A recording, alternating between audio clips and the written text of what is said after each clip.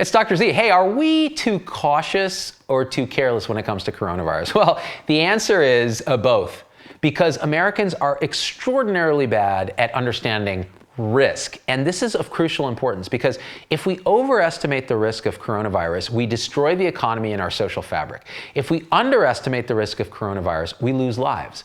Well, it turns out young people, people 24 and under, overestimate their risk by an inordinate amount. So they assume that 8% of these young people get really sick and die with coronavirus, which something like, I think is like 11,000 deaths should happen in 24 and under based on survey results of what young people believe. Well, it turns out 258 Americans under the age of 24 have died of coronavirus. That makes automobile accidents 36 times more deadly for people 24 and under. Your likelihood of dying of coronavirus if you're under the age of 24 and don't have a ton of medical problems is like infinitesimally small.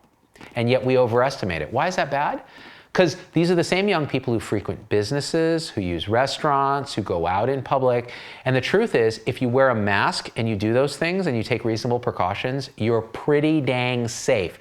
There was the salon workers in Missouri, both of whom were infected with COVID. They wore masks. Their clients wore masks, about 130 odd clients. Not a single person got sick from them.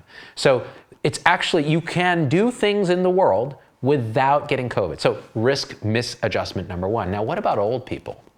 So the elderly seem to think they're not at high risk for this by a factor of 2. They underestimate how deadly it is. It turns out COVID-19 is 14 times more deadly for elderly people than automobile accidents.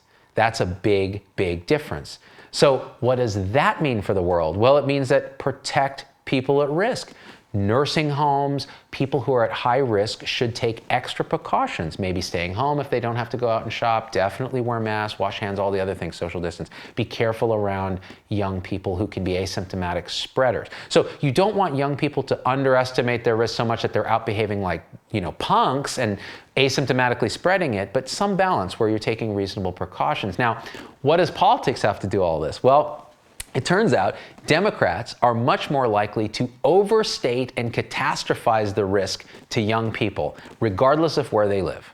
Republicans are more likely to understate and actually resist public health authorities asking for masks and social distancing and things like that.